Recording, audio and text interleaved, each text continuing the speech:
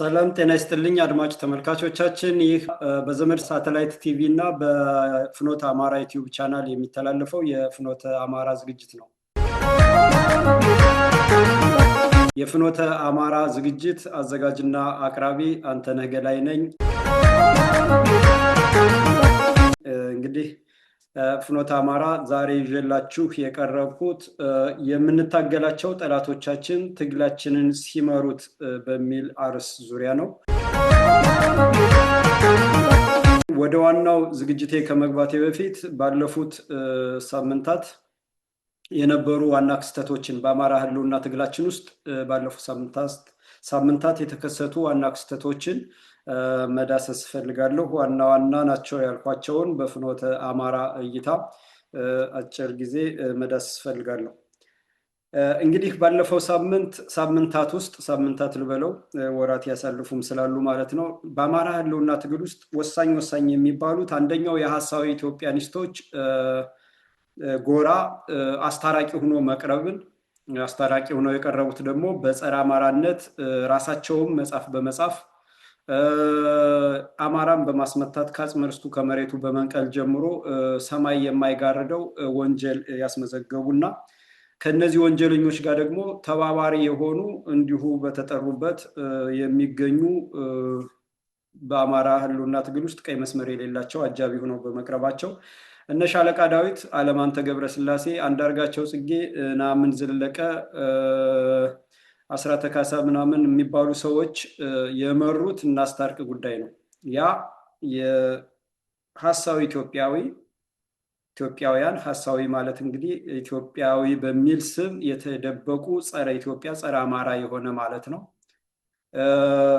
አማራነትን ሲያጠፋና ሲያስጠፋ የኖረ አሁንም ኢትዮጵያ እያለ አማራን የሚያታልል አማራ ሲገደል ዜጎች የሚል ትግሬን በትግሬነቱ ኦሮሞን በኦሮሞነቱ ሌላውን በማንነቱ ተቀብሎ አማራ ላይ ሲባል ግን አማራ የለም ብሎ የሚያምን ግን አማራን ስንቅ ሰፋሪ ቀለብ ሰፋሪ ስንቅ ቋጣሪ አድርጎ የጸረ አማራዎች የወያኔ ትነግና የኦሮሞማ አደረጃጀቶች አማራን አጥፍቶ ኢትዮጵያን ከልካይ አልባ አድርጎ ሌሎችን ጨፍልቆ ኢትዮጵያን በማፍረስ ታላቋን ትግራይና ታላቋን ኦሮሚያን ለማዋለድ ለሚሰሩት ስራ ሽፋን ለመስጠት የሚሰሩ በመሆናቸው በኢትዮጵያ ስም የሚነግዱ እነሱ የሚያስቡት በዜግነት ላይ የተመሰረተ ፖለቲካ በዚህ ዘመን በዚህ ወቅት እውን እንደማይሆን እያወቁ ህዝብ የሚያታልሉ በመሆናቸው ሐሳዊ ኢትዮጵያኒስት ይባላሉ።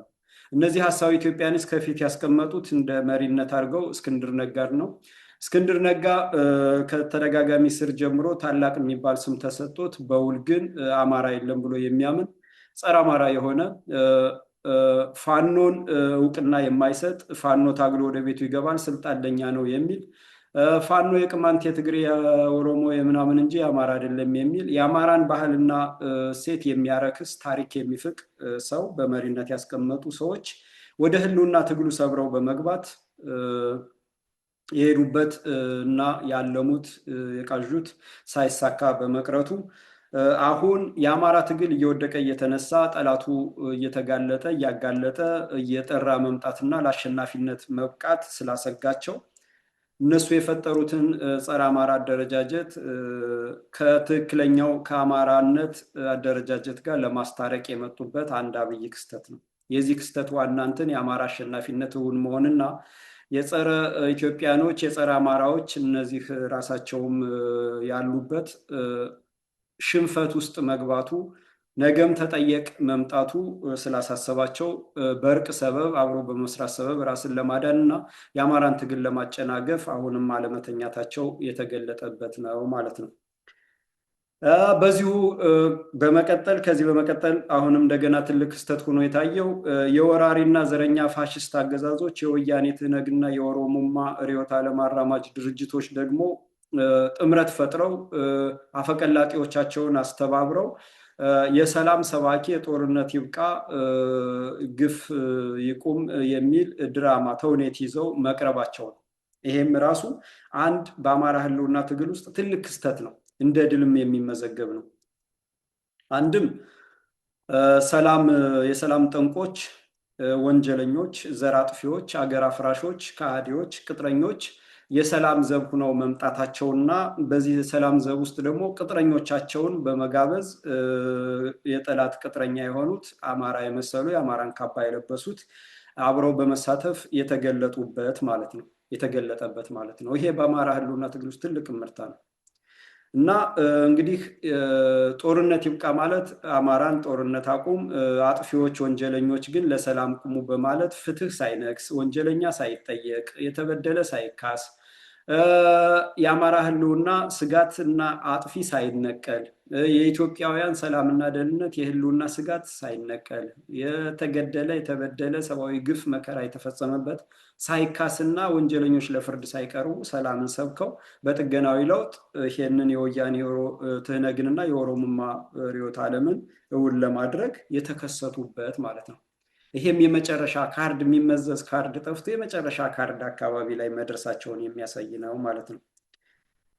በሶስተኛ ደረጃ የህዝባዊ እምቢተኝነቱን እንግዲህ ፋኖ በአሸናፊነት ጠላቱን ደምስሶ አከርካሪ ሰብሮ 4 ኪሎ የእምዬ ምኒልክ ቤተመንግስትን ከመቆጣጠር በፊት ፋኖን ድል ለማጨናገፍ በህዝባዊ እምቢተኝነት አዲስ አበባ ላይ አዳነች አበቤና የኦሮሞማ ርዕዮተ ዓለም አራማጆች እነ ሽመልስ አብዲሳ አሁን ስልጣንን የተቆጣጠረው ኃይል ያዘጋጀው የሰላም ዘብ የሚባል ጦር የወያኔ ድብቅ እንደ 5,000 10,000 20,000 የሚደርስ አለ። ያንን አስተባብረው ህዝባዊ እምቢተኝነትን በማቀጣጠል እነዚህ ሀሳዊ ኢትዮጵያኒስቶች እና የዚህ የዘረኛና የወራሪ ድርጅቶች አፈቀላጤዎች የሚመሩት አድርገው የአብይ አህመድ መንግስት ተንበረከከ ወይንም ፈረጠጠ ወይንም ስልጣን ሊያስረክብ ተስማማ ወይንም ለውይይት ቁጭ አለ በማለት የፋኖን ድል ለማጨናገፍ ታስቦ የዚህ ዋና ተዋናዮች ሀሳዊ ኢትዮጵያኒስቶች ሆነው ሲያቀነቅኑ በመቆየት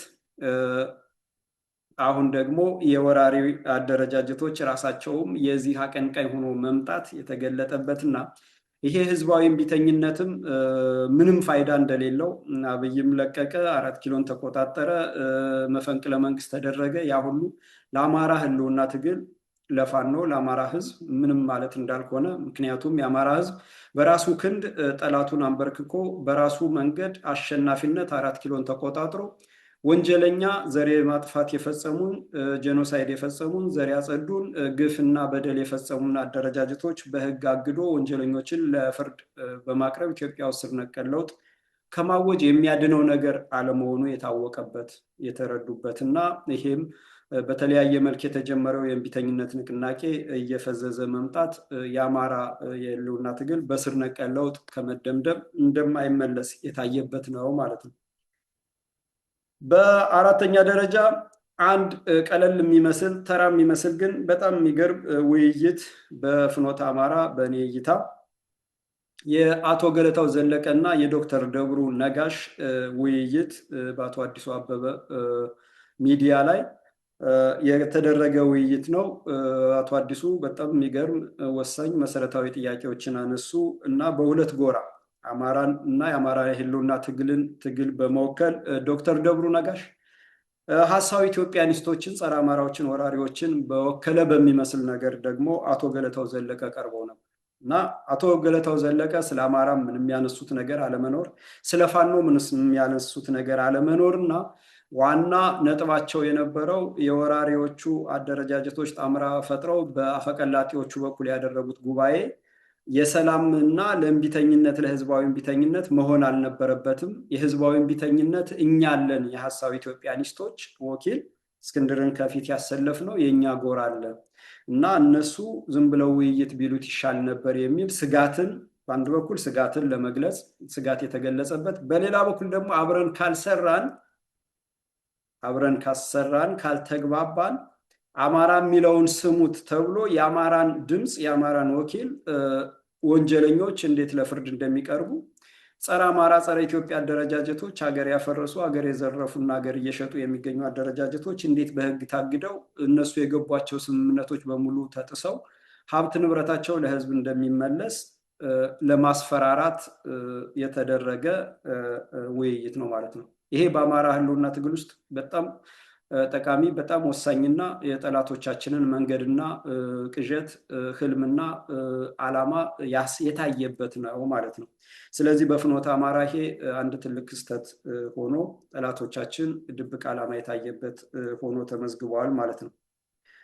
ሌላው የአማራ ፋኖ ብሔራዊ ኃይል ከተቋቋመ በኋላ ሲያደፈርሱ፣ ሲያዘገዩ፣ ሲጎትቱ፣ አጀንዳ ሲፈጥሩ የነበሩት የጠላት ቅጥረኞች የጠላቶቻችን ቅጥረኞች እንግዲህ ከወንድሞቻቸው ጋር አንድነትን ሲጋፉ ሲያደፈርሱና እንከን ሲፈጥሩ የነበሩት ከጠላቶቻችን ከምንታገላቸው ጠላቶቻችን ጋር ደግሞ መድረክ ላይ ቀርበው አብረው የሰላም ሰባኪና የሰላም ጥሪ አስተላላፊ የትግል አጋር አድርገው መገኘት የተገለጠበት፣ በመቀጠልም የአማራ ፋኖ ብሔራዊ ኃይል ከነ ችግሩን እያረመ ውስጥም ሌላም ሰርጎ ገብ ወይንም ቅጥረኛ ባንዳ ካለ ወይንም የጠላቶቻችን ወኪል ካለ ወይንም ደግሞ ከጠላቶቻችን ጋር በጠላቶቻችን አገልጋይ ከነበሩ ጋር ንክኪ ያላቸው ካሉ እየተመነጠረ እየታደሰ የሚሄድ የመላው አማራን ብቻ ሳይሆን የመላው ኢትዮጵያውያንን ድጋፍ የሚፈልግ የአማራን ህልውና የሚያረጋግጥ የአማራን ፍትህ የሚያሰፍን የኢትዮጵያን ቀጣይነት የሚያረጋግጥና ኢትዮጵያን ሉዓላዊነት የሚያስከብር የመላው ኢትዮጵያውያንን ሰላምና ደህንነት የሚያስከብር የሆነውን ትግል እየመራ የሚገኝ ተቋም ተፈጥሯል። ይሄ ተቋም አዲስ አወቃቀርና አዲስ አማራዊ ኢትዮጵያዊ አሰራርን ዘርግቶ ሲመጣ እኛ የለንበትም ብለው ቅጥረኛ ባንዶች ራሳቸውን አግለዋል ማለት ነው። ቅጥረኛ ባንዳ የሆነው አመራር እኛ የለንበትም ብሎ አማራዊ ከሆነው የአማራ ህልውና ከሚረጋገጥበት የአማራ ላይ የተፈጸመ በደልና ግፍ ፍትህ ከሚያገኝበት ከሚያስፈጽም አደረጃጀት ራሳቸውን አግልለው ያየንበት ነው ማለት ነው። በዚህም ምክንያት የአማራ ፋኖ ብሔራዊ ኃይልን ለማጠልሸት ፕሮፓጋንዳ ተጠምደው የተለያዩ ሰጣ ገባዎች፣ የተለያዩ አሻጥሮች፣ የተለያዩ ተውኔቶች ሲሰሩ ቆይተዋል። ጦርነት መጀመሪያ በክረምት ጠላትን ልንመታ ነው ተብሎ ድቢ ሲመታ ነበረ። ጠላት እንዲዘጋጅና ሰበብ አግኝቶ በዚህ ሰበብ አማራ እንዲጨፈጭፍ መገደል ያለባቸው ፋኖች ከውስጥም ከውጭም እንዲገደሉ ከበሮ ሲመታ ሲደለቅ ነበረ። አማራ ፋኖ ብሔራዊ ኃይል አዲስ አሰራር ካሳወቀ በኋላ ወጠናል ተብሎ ሌላ ሻጥር ተጀመረ፣ ሌላ ፕሮፓጋንዳ ተጀመረ። ተከበብን ሁሉ መጣ።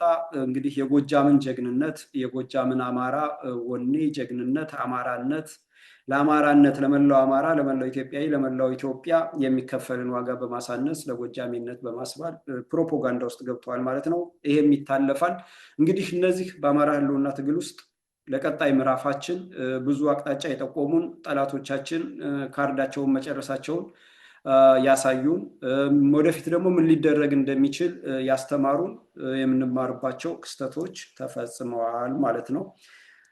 እንግዲህ ይሄንን ካቀረብ ወደ ዛሬ ዝግጅቴ ስገባ የዛሬው አርዕስቴ የምንታገላቸው ጠላቶቻችን ትግላችንን ሲመሩት ነው የሚለው። እንግዲህ የምንታገላቸው ጠላቶቻችን ትግላችንን ሲመሩት፣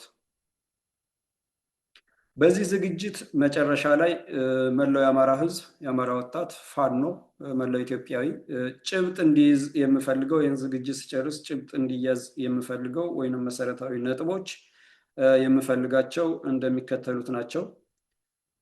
የአማራ የህልውና ትግል ትልቁ አደጋ ሲያጠፉን የኖሩትና እያጠፉን የሚገኙ ጠላቶቻችን ሳይሆኑ እኛን የመሰሉ የጠላቶቻችን ቅጥረኛ ባንዳዎች መሆናቸውን፣ ችግራችን ከውስጥ እንጂ ከውጭ ባለመሆኑ ውስጥን ማጽዳት የትግላችን ዋና መሰረት መሆኑን እንድንገነዘብ ነው። ከዚህ በኋላ ጠላቶቻችንን በጦርነት አሸንፈናቸዋል። መጨረስና ድልን ማብሰር ቀላሉ ነገር ነው። ግን አሁን ችግር የሆነብንና በአሸናፊነት ትግላችን እንዳንደመድም አዙሪት ውስጥ የከተቱን ቅጥረኛ ባንዳዎች በመሆናቸው ዋና ችግሩ ያለው ከውስጥ እንጂ ከውጭ አለመሆኑ መገንዘብና ችግርን ከውስጥ ለማጽዳት ቤትን ለመጥረግ ዝግጁ እንድንሆን ማለት ነው። በሁለተኛ ደረጃ የጠላቶቻችን ቅጥረኛ ባንዳዎች እና ሰርጎ ገቦች የአማራ የህልውና ትግላችንን ካባ የለበሱት ከፊሎቹ ከጅምሩ፣ ከፊሎቹ ከመሃል፣ ከፊሎቹ ደግሞ አሁንም እየለበሱ መሆናቸውንና ባንዳነትን አስተማሪ በሆነ መልኩ ካላስቆም ነው ድላችንን በአሸናፊነት እስከምንደመድም ድረስ ብዙ ህይወትና ዋጋ እንደሚያስከፍለን እንድንገነዘብ ነው። ባንዳ ይዘን በአጭር ጊዜ በትንሽ ዋጋ በትንሽ መስዋዕትነት ለድል መብቃት አንችልም። ስለዚህ ባንዳዎች የሚያስከፍሉን ዋጋ ከፍተኛ መሆኑን መገንዘብ ያስፈልጋል ማለት ነው። አሁንም የጠላቶቻችን ቅጥረኛ ባንዳዎች አርበኝነታቸው በፎቶ ጀግንነታቸው በፕሮፓጋንዳ ተገንብቶላቸው ለህዝብ ጎልተው እንዲታዩ በመደረግ ራሳቸውን በመሾም የህልውና ትግላችንን እንዲመሩት የተደረጉ መሆናቸውን መገንዘብ ያስፈልጋል። አሁን ጠላቶቻችን ማምሻም እድሜ የገዙ ያሉትና ጉልበት እያገኙ ያሉት በቅጥረኛ ባንዳዎች ነው። ቅጥረኛ ባንዳዎች ከመጀመሪያ መሀል ላይ አብረው የበቀሉ መሀል ላይ እየገቡና አሁንም እየገቡ ያሉ ስለሆነ እነዚህ ሁሉ መመዘንና መጠየቅ ያስፈልገናል ማለት ነው። የጠላቶቻችን ትልቁ ጥበብ እኛን መስለው ትግላችንን መምራት መቻላቸውና ለጊዜውም ቢሆን በዚህ ጥበባቸው ማምሻም እድሜ መግዛታቸውን መገንዘብ ያስፈልጋል። አሁን የወያኔ ትህነግ ከአማራ አንጻር እንግዲህ እንደ ሰማዩ ምድሩን እስከሚጠባት ድረስ ትፎገራ የነበረች ወያኔ በሳምንት ውስጥ አከርካሪዋን ሰብሮ እስካሁን ድረስ ወገቧ እንደተሰበረ እንዲቀር ያደረጋት የአማራ ህዝብ የአማራ አርሶ አደር ፋኖ በሳምንት ውስጥ ተንቤን በረሃ የከተታት በሳምንት ውስጥ ነው። ኦሮሞማንም ትጥቅ አይደለም ቀበቶ አስፈታለሁ ብሎ አገር ምድር ያዙ ይልቀቁ ሲል የነበረውን ድራሹን አጥፍቶ አከርካሪውን ሰብሮት አሁን የሚይዘው የሚጨብጠውን አሳጥቶ እንዳበደ ውሻ ሁሉንም እንዲነክስ አገር እንዲሸጥ የአገር ሀብት የአገር ተቋማትን እንዲሸጥ ተቋማትን ባንኮችን ጨምሮ ለውጭ ሀገራት እየሸጠ እንዲገኝ ያስደረገው አከርካሪውን ስለተመታ ነው። ስለዚህ እነዚህ ማምሻም እድሜ ያገኙ ያሉት በጠላቶቻችን ቅጥረኞች በእነሱ ቅጥረኛ ባንዳዎች እንጂ በእነሱ አቅም አለመሆኑን መረዳት ያስፈልጋል ማለት ነው።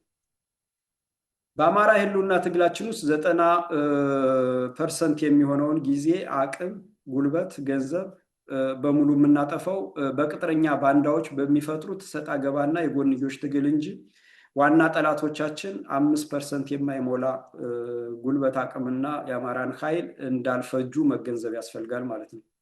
ስለዚህ ይህ 5% ባልሞላ ኃይላችን እና አቅማችን ጠላቶቻችንን ወገባቸውን ከሰበር ቅጥረኛ ባንዳዎችን ከውስጥ አጽድተን 5%ን ወደ 10 ብናሳድገው በአጭር ጊዜ ዓመት የሚፈጀውን የድል ጊዜ በወራት ውስጥ በ2 እና በ3 ወራት ውስጥ ማጠናቀቅ እንደሚቻል እንዲገነዘብልኝ ይፈልጋለሁ ማለት ነው። ሌላው ማሸነፍ የሚጀምረው የጠላቶቻችንን ቅጥረኛ ባንዳዎች ጉዳት ሳያደርሱ በፍጥነት በመለየት ወዲያውኑ ከህልውና ትግሉ ማስወገድ ነው።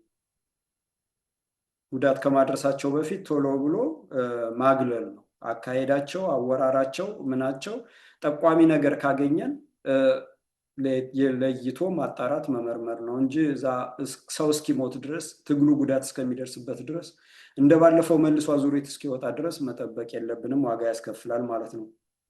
ሌላው በጦርነት ያሸነፍነውን ትግል ወደፊት መዝለቅ በድል ያልተጠናቀቀው በቅጥረኛ ባንዳዎች ተጠርንፎ በመያዝ መሆኑን ይህን መገንዘብ ያስፈልጋል። አሸንፈን ለድል 4 ኪሎ እየገባን ነው ሲሉ የነበሩ ጀግኖች ዛሬ ከፊሎች የሉም፣ ሙተዋል።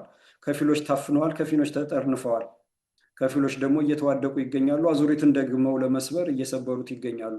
እና እንደዛ አይነት ነገር የሆነው ቅጥረኛ ባንዳዎች ጠርንፈው ስለያዙት ወደፊት ከክልል ከሚሉት አጥር እንዳይወጣ በማድረጋቸው አሻጥርና ተንኮል እየፈጠሩ ፕሮፓጋንዳና አጀንዳ በየጊዜው ለህዝብ እየሰጡ ህዝቡ እንዲታክት ጠላት ደግሞ ጊዜ እንዲያገኝ እየሰሩ መሆኑ መገንዘብ ያስፈልጋል ማለት ነው። በመጨረሻ በዚህ ዝግጅት እንዲያዝልኝ የምፈልገው ነጥብ ተቃውሞን ለመቆጣጠር ተቃዋሚውን መምራት የሚለው የጠላቶቻችን ዋና የእድሜ ማራዘሚያቸው ጥበብ መሆኑን መገንዘብና ማወቅ ነው። ጠላቶቻችን አቅማቸው፣ ጉልበታቸው የአማራን ተቃውሞ የሌላውንም ህዝብ ቢሆን ራሳቸው የሚመሩትን ሰዎች አስርገው አስገብተው አብረው እንዲበቅሉ አድርገው እየመሩ ውጤት አልባ የሆነ የሰው ህይወት የሚገበርበት ረጅም ጊዜ የፈጀ ትግል እንድናደርግ የሚያደርጉን ተቃውሞውን ለመምራት ተቃውሞውን ለመቆጣጠር ተቃዋሚውን መምራት በሚል ብሂላቸው መሆኑን እንዲያዝልኝ ፈልጋለሁ ማለት ነው። ከዝግጅቴ በኋላ እነዚህን ነጥቦች እንድትረዱ ሁሉም አቋም እንዲይዝ አስፈላጊ ነው። እንግዲህ የምንታገላቸው ጠላቶቻችን ትግላችንን ሲመሩት እንደው አጠቃላይ ሁኔታ ለማሳየት በዚህ ዓለም ላይ እዚህ አማራ ላይ ኢትዮጵያ ላይ እየተፈጸመ ያለው በየትኛውም ዓለም ላይ ብዙ ሀገራት ያለፉበት ነው። ይሄንን ሴራ ይሄንን ተንኮል ብዙ ሀገራት አልፈውበታል። ቻይናዎች አልፈው ዛሬ ጠንካራ ሀገር ፈጥረዋል። ራሽያዎች አልፈው ዛሬ ጠንካራ ሀገር ራሱን የቻለ ባህሉን እምነቱን ያከበረ ፈጥረዋል። ሌሎች ሀገራትም እነ ቪየትናም ሁሉ ይሄን ተቋቁመዋል። እነ ኩባ ሁሉ ይሄን ተቋቁመው አልፈዋል። እነ ፊደል ካስትሮ፣ ሌሎችም ሀገራት አፍሪካ ውስጥም አሁን ይሄ ከዚህ አልፈው እየወጡ አሉ። አፍሪካ፣ ምዕራብ አፍሪካ እነ ቡርኪና ፋሶ፣ እነ ማሊ፣ እነ ኒጀር ከዚህ እየወጡ ነው ያሉት እና የትኛውን ቦታ ላይ እየተፈጸመ ነው እኛ ጋር አዲስ አይደለም ማለት ነው። ስለዚህ ከዛ ትምህርት መውሰድ ያስፈልጋል። ምክንያቱም በቁጥር አናሳ የሆኑት ወይንም ጎሳቸው አናሳ ቁጥር ያላቸው ስልጣን ሲይዙ መንገዳቸው ከፋፍለህ ግዛ መሆኑን የታየበት ነው በዓለም ላይ። ወያኔ 4 ሚሊዮን የትግሬ ህዝብ ይዞ ሲመጣ ኢትዮጵያን በዘር በሃይማኖት በአካባቢ ከፋፍሎ የአሜሪካ የውጭ ጉዳይ ሚኒስቴር ማንዋል መመሪያ የተቀዳ ከነ ሮማን ፕሮቻስካ መጽሐፍ ኢትዮጵያን ለማፍረስ አማራን የጥቃት ኢላማ አድርጎ በዘር በሃይማኖት በአካባቢ በተገኘው አጋጣሚ ሁሉ መከፋፈል እና የማያባራ ቀውስ ውስጥ መክተት የአሜሪካና የምዕራባውያን ጥቅም ማስከበር ይቻላል የሚለውን መርህ ህገ መንግስት አድርገው በከፋፍለህ ግዛው ስልት ማቆየታቸውን፣ ስልጣንን ለእኩይ ዓላማ የሚጠቀም አገዛዝ ደግሞ በየትኛውም ዓለም ላይ ባንዳን መፈልፈል፣ ውንብድናን ማስፋፋት፣ ይሄ ለእኩይ የሆኑ አጥፊ የሆኑ ተግባሮችን መፈልፈል እና ማሰራጨት የራስን ለመደበቅ ስለሚጠቀሙ ስልቶችን የሚጠቀሙ መሆናቸውን፣ ገዢዎች ጸረ ህዝብ መሆናቸው ሲታወቅ ደግሞ ህዝቡን ሰላም መንሳት፣ ኢኮኖሚውን መረበሽና ኑሮን ማስወደድ፣ ለህዝቡ ኑሮ ግራ ማጋባት፣ በቃ ግራ እንዲገባው የሚጨብጠው የሚይዘው እንዲያጣ ቆም ብሎ እንዳያስብ ማስቻል፣ ቀውስ መፍጠርና ቀውስን ማበራከት መሆኑን ይሄኛ ጋር አሁን እያየነው ያለነው ነው። ሌላው አገር አፍራሽ ተገንጣይ አደረጃጀቶች አሁንም ተመሳሳይ ናቸው። ተገንጣይነታቸውና አገር አፍርሰው አገር እየሰሩ መሆናቸውን ለመደበቅ ለምሳሌ ወያኔ አገር ለመሆን አዋጅ ጽፎ ህገ መንግስት ቀርጾ ኦሮሞማም በአደባባይ እየተናገሩት የመጡ ቢሆንም ቅሉ አሁን ሲኖዶስ እየፈጠሩ እምነቱን እየገነጠሉ የትግራይ የራሱን ሲኖዶስ፣ ኦሮሚያም የራሱን ሲኖዶስ እየፈጠረ መሆኑን፣ ቅጥረኛ ባንዳ የነበሩት በአማራ ስም የነበሩት ጳጳሳትና አመራሮች እያስረከቡ አማራውን ቁጣ እያበረዱ ቀስ እያሉ እያስረከቡ መውጣታቸውን፣ የውጭ ሀገር የደህንነት ተቋማት ቅጥረኛ ሆነው የኢትዮጵያ ኦርቶዶክስ ተዋሕዶ ቤተክርስቲያን በሂደት በጠላት እጅ ወድቃ ብትንትኗ እንድትወጣ ከፍተኛውን ስራ የሰሩ መሆናቸውን፣ ምዕመናኑን የእምነቱን ባለቤት እያጭበረበሩ እያታለሉ ቤተክርስቲያኗ ስትወድም ስትቃጠል ምዕመናኑ ሲታረድ ተዘቅዝቆ ሲወገር በድንጋይ ተወግሮ ሲያልቅ ምንም ቀይ መስመር ሳያሰምሩ ምንም ሳያደርጉ የህዝቡን ቁጣ እያታለሉ ለዚህ ማብቃታቸው በሙሉ እንዳለ ሆኖ ሌላ ተጨማሪ ምንድን ነው? ጦርነት ማብዛት፣ ከተማ ማፍረስ፣ ሀገርን መሸጥ እና አገሪቷን በቀውስ መድፈቅ፣ ከጎረቤት ሀገራት ሁሉ ማጋጨት ነው አሁን እየተሰራ ያለው። አሁን ተገንጥለው ለመውጣት ነው።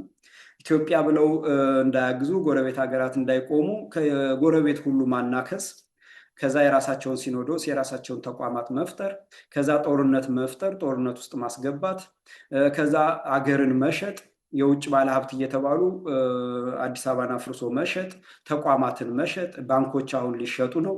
ኢትዮጵያ ቴሌኮም፣ አየር መንገድ ኦልሬዲ ተሽጧል። ብዙ ሀብት ሪሶርስ ተሽጧል። ያ ሁሉ ተደርጎ አሁን መጨረሻ ሲገነጠል የድርሻ እናገኛለን ነው እና ኢትዮጵያ በሚለው ስም ሁሉንም መሸጥ።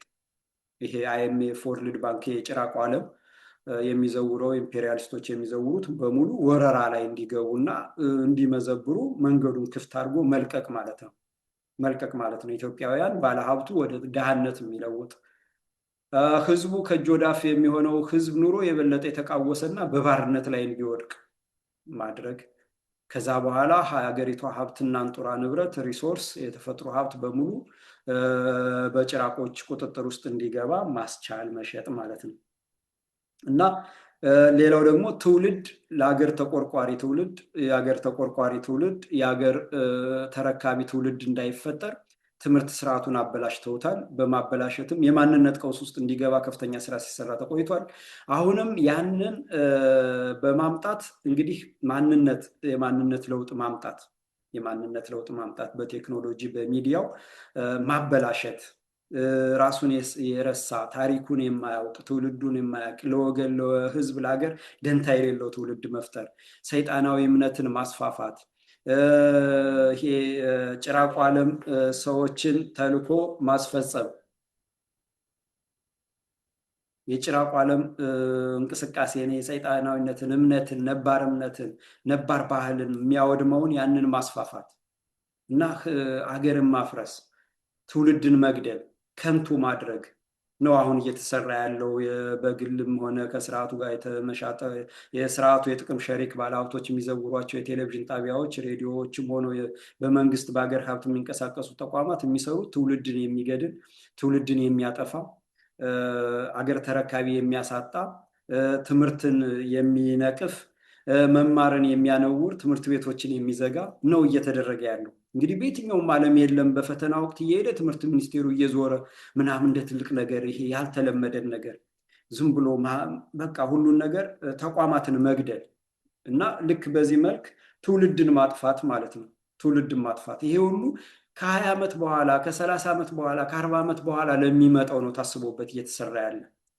ኢትዮጵያውያን ደግሞ ኑሮ ስለተወደደበት ሰላሙን ስላጣ ደህንነቱን ስለተነጠቀ ስጋት ላይ ስለወደቀ የቀን የቀኑ የዕለት የዕለቱ እንዲታየው በማድረግ ረጅሙ ግን ከ20 ዓመት በኋላ የሚፈጠረው ከ30 ዓመት በኋላ የሚፈጠረው አገር አልባ ትውልድና ኢትዮጵያ ባለቤት አልባ ሁና የጭራቆች መፈንጫና እንድትዘረፍ ለማድረግ እየተሰራ ነው ማለት ነው።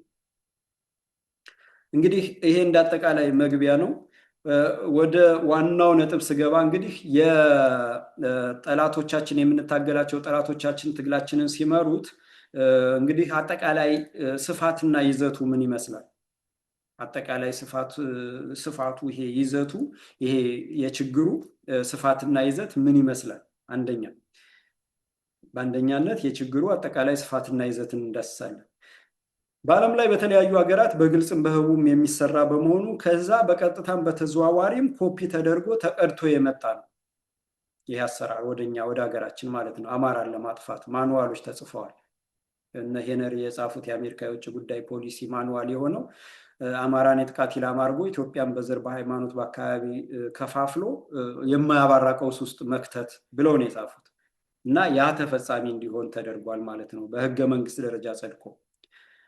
በኢትዮጵያ ሀገራችን በዋናነት ከአድዋ ድላችን በኋላ ይሄ ኢትዮጵያን ለመከፋፈል ኢትዮጵያን ለማጥፋት አማራና ኢትዮጵያ ኦርቶዶክስ ተዋሕዶ ቤተክርስቲያን ተለይተው የጥቃት ኢላማ ተደርገው ከፍተኛ ስራ ሲሰራ ኖሯል። ይህን ያህል ጊዜ የፈጀባቸው ኢትዮጵያ የ7,000 የ10,000 ዘመን ስርዓተ መንግስት ፈጥራ የኖረች ሀገር፣ በፈሪሃ እግዚአብሔር የታነጸ ትውልድ ያለባት ሀገር፣ ለጥቅም ሳይሆን ወገኑን በጥቅም የማይሸጥ አገሩን በጥቅም የማይለውጥ ከሃዲ ያልሆነ ህዝብ ሀገር በመሆኗ ረጅም ዓመት ለማፍረስና ለመቆጣጠር ረጅም ዓመት ፈጅቶባቸዋል ማለት ነው የጭራቆች። ሌላው አንድን ነገር ለማጥፋትና የሀገርን ሉዓላዊነት ደፍረውና አስደፍረው አገር ለማፍረስ የሚያልሙና የሚሰሩ ኃይሎች ትልቁ ጉልበታቸው የሚቃወማቸውን አገር ወይንም ደግሞ የሚቃወማቸው ሊያጠፉት የፈለጉትን ህዝብ ተቃውሞ የሚመራ ቅጥረኛ ባንዳ አሰልጥነው መትከል መቻላቸው ነው። እዛ ውስጥ መትከልና ተቃውሞውን እንዲመሩ ማስቻላቸው ነው። ቶሎ የማይቋጭ እንዲህ አይነት ነገር ብዙ ጉዳትና በደል የሚያደርሰው እንደዛ ማድረጋቸው ነው። እነዚህ ጭራቆች መንግስታት እነዚህ አጥፊ መንግስታትን አምባገነን መንግስታትን ዘራፊዎችን ከጀርባ ሆነው የሚደግፉ ናቸው። በጀት የሚሰጡ ለምሳሌ አብይ አህመድን የኦሮሞማ ርዕዮተ ዓለም አራማጁን የኦሮሞማ ብልጽግናን አሜሪካኖች በአይኤምኤፍ በወርልድ ባንክ በጀት ይፈቅዱለታል። እነ ጣሊያን እነ ፈረንሳይ እነ እንግሊዝ እነ ጀርመን በቃ ከፍተኛ ስራ ይሰሩለታል። የአረብ ሀገራትም እነ ኤሚሬት እነ ግብፅ በተለያየ መንገድ በጸብ መስለው በተለያየ ድራማ እየሰሩ እነዚህን ገዳዮችን ያነግሳሉ። እና እንግዲህ በድሮን ዓለም የደረሰበት ቴክኖሎጂ በድሮን ህዝቡን፣ ሲቪሉን፣ ንጹሐኑን፣ ህፃናትን የእምነት ቦታዎች ሲደበደቡ ድምፃቸው አይሰማም። ስለ ልማ የሚዘርፉበትን ነው የሚያመቻቹት። ባንኮቹን የሚዘርፉበትን፣ የተፈጥሮ ሀብቱን የሚዘርፉበትን፣ መሬቱን የሚወስዱበትን፣ የሀገሪቷን ሀብት ወስደው ህዝቡን ባርነት ላይ የሚጥሉበት ላይ ነው በዚህ ቀውስ ውስጥ። ምክንያቱም ቀውሱ የተደረገው ይሄንን ለማድረግ ስለሆነ ማለት ነው እንጂ የትግራይ ህዝብ አማራን አጥፍቶ ታላቋን ትግራይ ይገነባል የሚባለው እውን እንደማይሆን ያውቁታል። ወያኔዎችም ያውቁታል፣ ምዕራባውያንም ያውቁታል። የኦሮሞ ህዝብም ሌላው ኢትዮጵያ አማራን አጥፍቶ ሌላው ኢትዮጵያዊን ጨፍልቆ ኦሮሞ የሚባል ሀገር መፍጠር እንደማይችል የታወቀ ነው። ግን በዚህ ቀውስ ውስጥ አገሪቷን መበዝበር፣ መግዛት፣ ህዝቡን ባርነት ውስጥ መክተትና ከቀውስ እንዳይወጣ በማድረግ ለመዝረፍ የታቀደ ነው። ሌሎች ሀገሮች ላይ የፈረሱ ሀገሮችን ማየት ይቻላል። እነ ሊቢያን ማየት ይቻላል። ዛሬ ከየትኛውም የአፍሪካ ሀገር፣ ከየትኛውም የአውሮፓ ሀገር፣ ከየትኛውም የሰለጠነ ሀብታም ሀገር የተሻለ ኑሮ የሚኖረው የሊቢያ ህዝብ የተፈጥሮ ሀብቱ እየተዘረፈ መከራውን እየበላ ነው። ሌሎች ሀገሮችም እንደዛ እየሆኑ እና ያንን ለማስቻል ይችላሉ፣ ያደርጋሉ ማለት ነው። አብረው ያበቅላሉ ማለት ነው። አጥፊ አገዛዞች ቅጥረኞቻቸውን ህዝባዊ ለማስመሰል ተቀባይነት እንዲኖራቸው ለማድረግ ሰዎች ሊገደሉ ይችላሉ። ስም ለመገንባት ሲባል ይታሰራሉ። ታስረው የጀግነት ካባ ይደረብላቸዋል፣ ወይንም ንብረት ይወድማል። እነሱ እንደዚህ ያደረጉ የሚባል ድራማ ለመስራት ይሄ ሁሉ መስዋዕትነት ይቀርባል። የግፍነቱ ጥግ ማለት ነው። ቅጥረኛ ባንዳዎች ማንነታቸውን እንዳይታወቅ ለማድረግ ጀግኖችን፣ ጠያቂዎችን ለምን የሚሉት እንዲጠፉ ይደረጋሉ። ቅጥረኛ ባንዳዎች ተወዳዳሪ እንዳይኖራቸው ለምን የሚል ጀግና፣ ለህዝብ ለሀገር የሚቆረቆር እንዲጠፋ ይደረጋል። በጦርነት መሀል ይመታል፣ ደብዛው እንዲጠፋ ይደረጋል። ታፍኖ አፍ እንዳትከፍት ይባላል፣ አርፈ እንዲቀመጥ ይባላል። መርዝ ተመርዞ እንዲሞት ይደረጋል፣ በሽታ ላይ እንዲወድቅ ይደረጋል።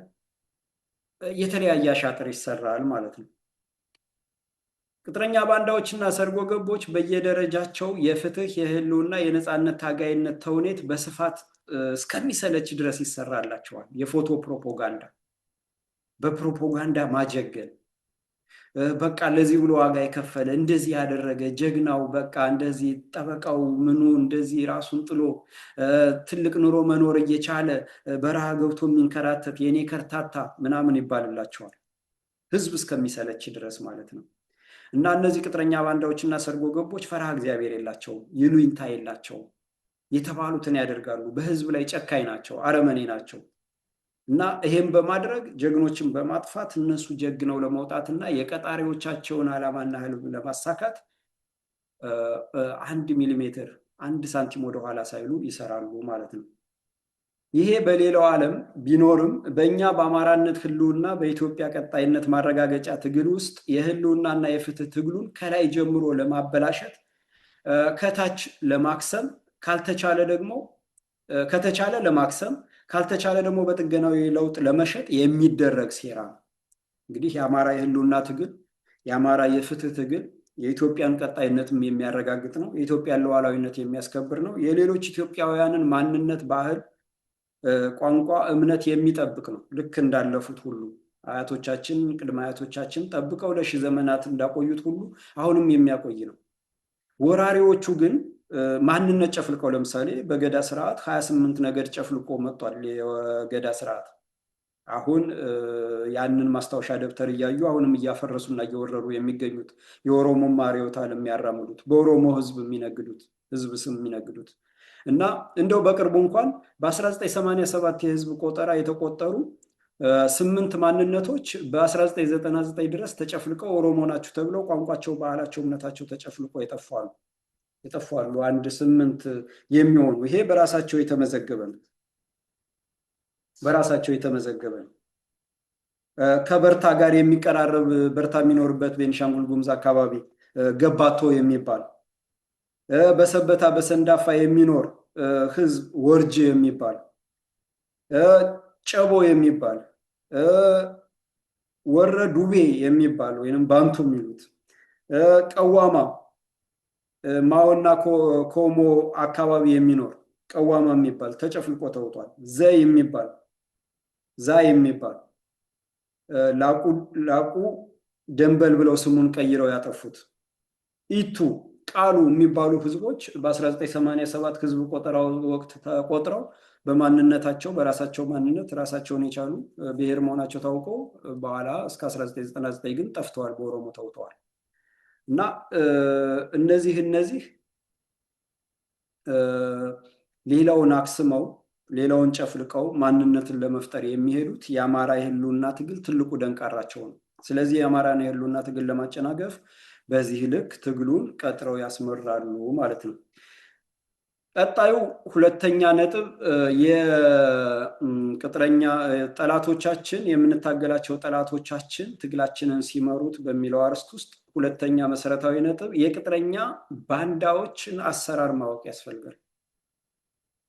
የሚመሩት እንግዲህ እነሱ የሚመሩት ቅጥረኛ ቀጥረው አሰልጥነው አብቅተው ትግል ውስጥ በተለያየ መንገድ አስገብተው ከጅምሩም አስገብተው መሀል ላይ አስገብተው የተለያየ ሰውን መስዋዕት አድርገው የህይወት መስዋዕት ተከፍሎ የንብረት መስዋዕት ተከፍሎ የጀግንነት ካባ እንዲለብሱ ያደረጓቸው ቅጥረኛ ባንዳዎች አሰራር ምን አይነት ነው? አሰራራቸው በጠላት መንግስታት የልብ ትርታ በጠላት መንግስታት እነዚህ ወያኔ ትነግ ነበረ፣ አሁን የኦሮሞ ማደረጃጀቶች ናቸው። እንቅስቃሴና እቅድ ቀመርን የሚከተሉ ናቸው። ቀመር ለምሳሌ ባለፈው ጎጃም ውስጥ በክረምቱ ከፍተኛ ጦርነት ልናደርግ ጠላትን ልንደመንስስ እየተዘጋጀን ነውና ለክተት ተዘጋጁ እያሉ ሲያቀነቅኑ ነበር። ምን ማለት ነው ይሄ? አንድ ለጠላት መንግስት ምክንያት መስጠት፣ ህዝቡ እንዲጨፈጭፍ የፈለገው እንዲያደርግ ምክንያት ተፈጠረለት ማለት ነው። በዚህ ሰበብ ምክንያት የጠላት መንግስት ሄዶ ህዝብ ቢወር ቢጨፈጭፍ ጦርነት ቢያደርግ ይኸው ሊወሩ ተዘጋጅተው ሊያጠፉ ተዘጋጅተው የመንግስቴን እንትን ስልጣን ለማስረከብ ይሄን አደረግኩ እንዲል ማስቻል ነው፣ ምክንያት መፍጠር ነው። ሁለት ህዝቡ ሳያውቅ ጠላት እንዲዘጋጅና መጥቶ እንዲጨፈጭፈው ለማስቻል ነው። በዛ መሀል ውስጥ ጀግኖች እንዲገደሉ እንቅፋት ይሆናሉ የተባሉት ነገ ህዝብ ጥያቄ ሊያነሱ ይችላሉ የሚባሉት ከጀርባም ከውጭም እንዲመቱ ለማስደረግ ነው። እና ትግሉ በሚፈልገውና መሆን በሚገባው አይገኙም። ሁሌም ምክንያት እየፈለጉ አጀንዳ በመፍጠርና መከላከል እያሉ በሂደት ጀግኖችን እያስመቱ ወደኋላ ይሸሻሉ። አሁን ትግሉ ጠላትን ድምፅ አጥፍቶ ማጥቃት ነው እንጂ ጠላትን ከሳምንት በፊት እንደዚህ ላደርግ ነው ብሎ እንዲዘጋጅ አይደረግም። የቅጥረኛ ባንዳነት ነው። ጠላትን ላጠቃህ ነውና ተዘጋጅ አይባልም። እንደዚህ አይነት አዋጅ የለማ፣ በየትኛውም ዓለም ተደርጎ አይታወቅም። እንግዲህ የጎጃም ዕዝ ጎጃም ላይ ለምሳሌ ብንወስድ የጎጃም ዕዝ ዓለምን ጉድ ያስባለ ታሪክ ካስመዘገበ በኋላ ህዝባዊ ኃይል ከሚባለው ጋር ከተቀላቀለ የብአዴን ተቋም ጋር ከተቀላቀለ በኋላ ትግሉ ወደኋላ ነው የሄደው። ጀግኖችን እየተገደሉ አሻጥሮችና ድራማዎች እየበዙ ነው የመጡት እና ይህንን እንዳንድ ማሳያ ማየት ይቻላል። የቅጥረኛ ባንዳዎች ደረጃ አላቸው።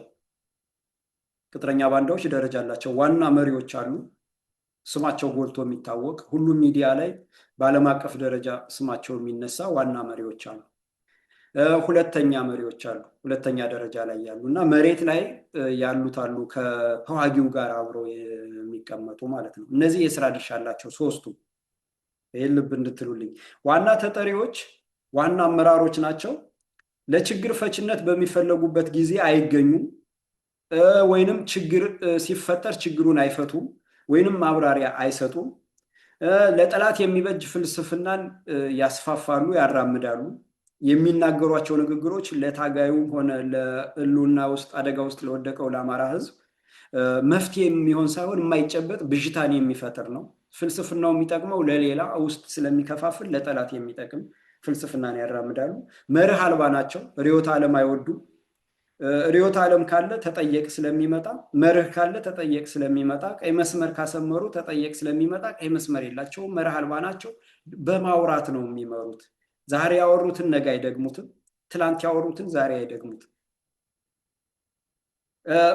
በትንቢት ምናምን እያሉ ባህላዊ ነገሮችን እምነታዊ ነገሮችን ህዝቡን ለማሳሳትና ግራ ለማጋባት ይጠቀማሉ። አሉባልታ ይለቃሉ። ትነግሳለህ እነግሳለሁ አይነት ነገር ውስጥ ይገባሉ። ችግር ከተፈጠረ ችግር ይጠፋሉ። መፍትሄ ይዘው ከመጡ ለጠላት የሚጠቅም እንጂ ለታጋዩ ወይንም ለህዝቡ ለትግሉ የሚጠቅም መፍትሄ ይዘው አይመጡ። በሽንገላ ህዝቡን ያሳስታሉ። ለምሳሌ መራዊ ላይ ህዝብ ሲጨፈጨፍ ጎጃም ውስጥ መራዊ ላይ የተጨፈጨፈው አማራ በሌላ ቦታም እንዳይጨፈጨፍ ይሄንን ስርዓት ከስር እንንቀል። ይሄ ስርዓት ካልተነቀለ አማራ በዚህ ልክ ተጨፍጭፎ ይጠፋል እና ሁሉም አማራም ሆነ ኢትዮጵያዊ ይሄንን ስርዓት ለመንቀል ኃላፊነቱን ይወጣ ማለት ሲገባ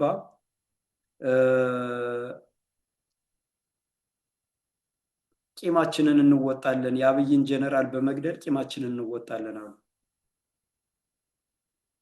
ትግሉ የቂም በቀል አረጉት እና ያ ሁሉ ህዝብ ተጨፍጭፎ ህፃናት፣ እናቶች፣ አባቶች ተጨፍጭፈው ወጣቶች፣ ይህን ዓለም ያላዩት ህፃናት ሁሉ ተጨፍጭፈው አንድ ጀነራል አጋደምንና ቂማችንን ተወጠናል፣ በቃ ተው እርሱት እየተባለ ማለት ነው። ያ ተገደለ የተባለው ጀነራልም በሶስተኛ ቀን ተገኝቷል። ይህ አንድ ምሳሌ ማምታታት ማለት ነው። እና በጠላት ላይ አስፈላጊና ወሳኝ እርምጃ እንዳይወሰድ ማዘግየት፣ ማስቀረትና ማንኮላሸት ነው። ልክ ጠላት ላይ እርምጃ እንዳይወሰድ ወይንም ደግሞ ከፍተኛ የማጥቃት እንዳይደረግ ወይንም ደግሞ ጠላትን መክቶ ማንበርከክና በአሸናፊነት ትግሉ ወደፊት እንዳይጓዝ ማዘግየት፣ ወደኋላ መሳብ ማለት ነው። በመካከለኛ ደረጃ ያሉት ቅጥረኞች ዋና ቅጥረኞችን ያመልካሉ፣ ዋና ቅጥረኞችን ያነግሳሉ፣ ትክክለኞችን ያነውራሉ፣ ይነጥላሉ፣ ከስም ይለጥፋሉ፣ ይገላሉ፣ ያስገድላሉ፣ አጥፊ ሰንሰለት ይዘረጋሉ፣ ፋኖን ይጠረንፋሉ፣ ይከፋፍላሉ፣ ቡድንተኝነት ያስፋፋሉ፣ የከሌ ደጋፊ ነህ የከሌ ደጋፊ ነህ እያሉ ቡድን ይፈጥራሉ፣ የዘረፋ ኬላ ይዘረጋሉ፣ ሰው አግተው ገንዘብ ያስጠይቃሉ፣ ኬላ ዘርግተው ገንዘብ ይቀበላሉ፣ ይዘርፋሉ፣ ህዝቡን ግራ ያጋባሉ፣ ለዘረፋ፣ ለማገት፣ ሴት ለመድፈር ያደራጃሉ። ወጣቱ በፋኖ ስም እየዞሩ ፋኖ ነኝ እያሉ እንዲዘርፉ፣ ፋኖ ነኝ እያሉ ግብር እንዲሰበስቡ፣ ፋኖ ነኝ እያሉ መኪና እያስቆሙ ገንዘብ እንዲጠይቁ ያስደርጋሉ። የፋኖ ስም የሚጠለሽበትን ማናቸውንም አይነት ነገሮች ይሰራሉ። እውነትን ያጠፋሉ፣ ሽብርን ይነዛሉ፣ መርህ አልባነትን ያስፋፋሉ። ለምን ዓላማ?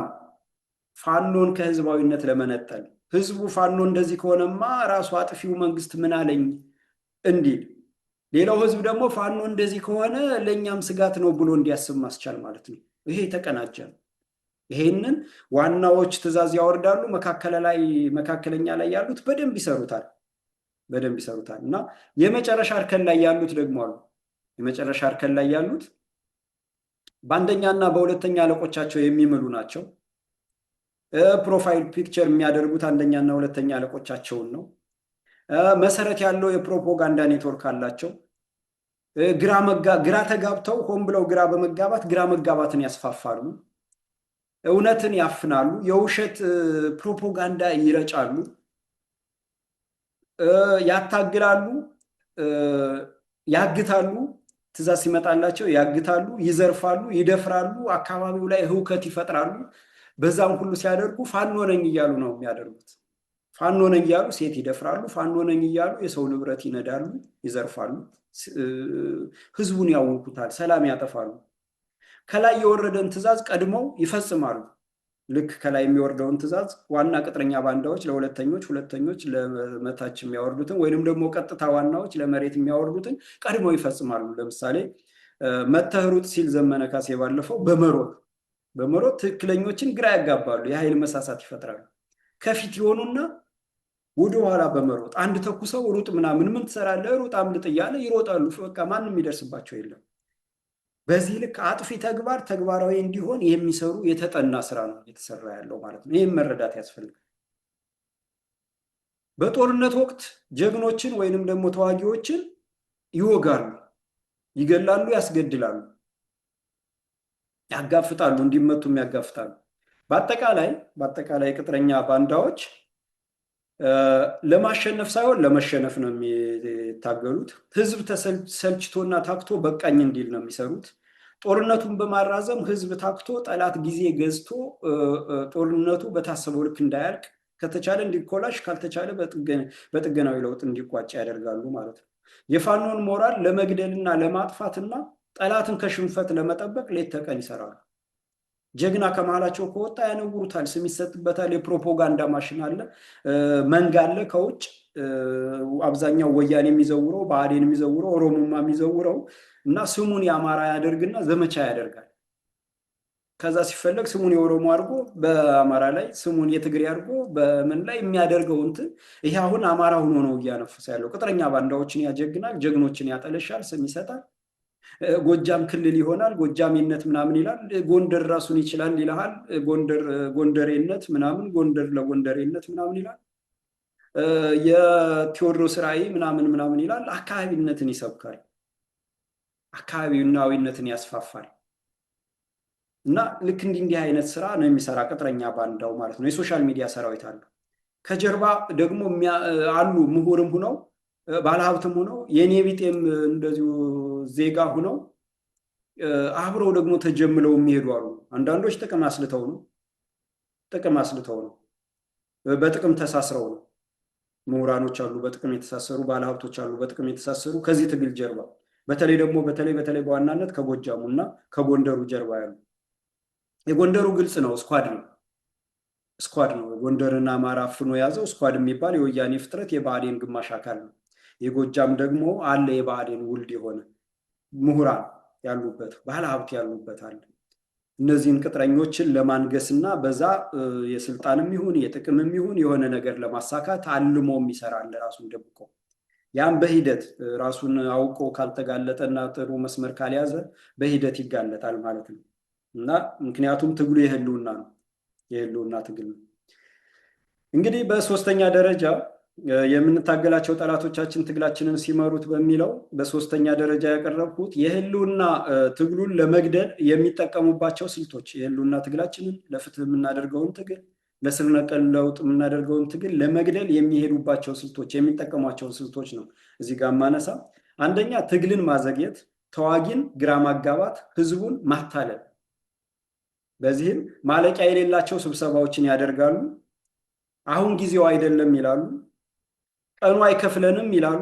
የገዳማት ካድሬዎች፣ ወያኔ ያስገባቻቸው ካድሬዎች እነዚህ ከሌ ትነግሳለህ የሚሉት ይመጡና ጠላት በሚመታበት ወቅት ዛሬ እንዳትዋጉ ቀኑ አይከፍላችሁም ብለው ፋኖን እንዲይዙት ያደርጋሉ። ለቅጥረኛ ባንዳዎች ይሄ ትዕዛዝ ይተላለፍና ቅጥረኛ ባንዳዎች ያፍኑታል ፋኖን ማለት ነው። ዛሬ ቀናችሁ ነው ብለው ጠላት ቦታ ይዞ ገዢ ቦታ ከያዘ በኋላ ፋኖ እንዲመታ ዛሬ ቀናችሁ ነው ዛሬ ተዋጉ ብለው ጀግኖች እንዲመቱ ብዙ ዋጋ እንዲከፈል ያስደርጋሉ ማለት ነው። ይሄን ይደረጋል። በመነኩሴዎችም ሁልጊዜ ትዕግስትን ይጠይቃሉ። ሌላው ስልታቸው ምንድነው? ትዕግስት እናርግ ያደርጋል። ይሄ የተቆጣውን አማራ ወኔ ማስወጣት፣ ቁጭቱን አብርዶ እንዲንበረከክ ማድረግ፣ በሂደት እንዲመታ ለማድረግ ማለት ነው። እና ለምሳሌ ሞጣ ላይ እነመዝገቡ ሲመቱ፣ እነመዝገቡ በፖሊስ ሲደበደቡ ፖሊስ ወደ ወንድሞቻችን ናቸው እየተባለ ፋኖዎች ይረፉ፣ ቀብር የሚሄደውን ከደብረ ማርቆስ ተነስቶ ወደ ሞጣ ቀብር የሚሄደውን ተመለሱ ሲሉ ነበሩ። ተስፋዬ ታሪኩ ጸባት ጫሩ ምናምን እያሉ ማለት ነው። ጀግኖች ሲሞቱ የሞቱትን ጀግንነት ማኮሰስ እና ገዳዮችን ማጀገን። ልክ አሁን ይሄ የጠላቶቻችን መንገድ ነው። ብአዴን ወያኔ የሚያደርጉት አማራን የተሳደበ እና አለምነው መኮንን አማራን ንፍጣም ብለው ሲሰድቡ ስልጣን ይሰጣቸዋል። አማራን ያነወረ፣ አማራን የገደለ፣ አማራን ባህል እምነት ያንቋሸሸ ስልጣን ያገኛል፣ ሽልማት ያገኛል፣ ሐውልት ይቆምለታል። ይሄ ፓስተሩ ዮናታን የአማራን እምነት ባህል ሲያንቋሽሽ ኖር አሁን በጣም ከበርቴ ነው። ሌሎችም አማራን የተሳደቡ ያነወሩ፣ አማራ እንዲጠፋ ያደረጉ፣ ኦርቶዶክስ እንዲጠፋ ያደረጉ ስም ይሰጣቸዋል፣ ይዘፈንላቸዋል። እና በእንደዚህ አይነት ነገር ውስጥ ይገባሉ ማለት ነው። በጠላት ላይ የሚወሰድን እርምጃ አይፈቅዱም። ጠላትን የቀጡ ጀግኖች ካሉ ይነወራሉ፣ ይገፋሉ፣ ስም ይለጠፍባቸዋል፣ በሂደት ይገደላሉ። ለስር ነቀል ለውጥ በመርህ የሚታገሉት ወይንም መርሃቸውን ያሳወቁ ይገደላሉ። እነ ዮሐንስ አለማየሁ፣ ሌሎችም በየቦታው እነ ውባንታ ባተ፣ ሌሎችም በሸዋ በቤት አማራ፣ በጎንደር አብዛኛው ደግሞ በጎንደር ጎጃምም አሁን ማት አልቋል፣ ጨርሰዋል ውስጡ ፈጽሞ ትክክለኛ ድልና ውጊያ አይፈቀድም። አሁን የትግልን ማዘግየት፣ ተዋጊውን ግራ ማጋባት፣ ህዝቡን ማታለል ውስጥ ፈጽሞ ትክክለኛ ውጊያ እንዲደረግ አይፈቀድም። የጎጃም እዝና የአማራ ህዝባዊ ኃይል ከተቀላቀለ በኋላ ጎጃም ውስጥ ትክክለኛ ትግል ተደርጎ አይታወቅም። ራስን ለመከላከል ህዝቡ ያደርጋል፣ ይመታል። የያዘውን ቦታ እንዲለቅ ይደረጋል። ከተማ ሲመጣ ገጠር ግባ፣ ገጠር ሲመጣ እየተባለ እየተምታታ እንዲበተን ተደረገ። ብአዴን መጥቶ እንዲንሰራራ ተደረገ። መተህሩት ተብሎ ከዛ የሚሮጡት ተዘጋጅተው እንዲሮጥ ተደረገ። በዛ የጠላት መንግስት መልሶ እንዲደራጅ ተደረገ ማለት ነው። ሁለተኛው አሁንም በዚህ የሚጠቀሙባቸው ስልቶች ውስጥ መከፋፈልና ማሰናከል ዋና ስልታቸው ነው። የውስጥ መከፋፈል ይዘራሉ። አዛውንቱን ከወጣት ይከፋፍላሉ። በእድሜ የገጠር የከተማ እያሉ ይከፋፍላሉ። የሲቪል የታጠቀ የሲቪል የሆነ ደጋፊ እያሉ ይከፋፍላሉ። የተዋህዶ የቅባት እየተባለ ተዋህዶ ጎጃም ውስጥ እንደ ጉድ እንዲረግፍ እንዲጨፈጨፍ ተደረገ። ፋኖንም በሚል ኃይል ገዳይ ኬላ ዘርግተው የሚሰበስብና የማይሰበስብ የከበረ ያልከበረ ይላሉ። የከሌ ደጋፊ የከሌ ነቃፊ ይላሉ ማለት ነው። በዚህ መከፋፈል ለምሳሌ ጠላቶቻችን ሲያደርጉት የነበሩትን እንምጣ።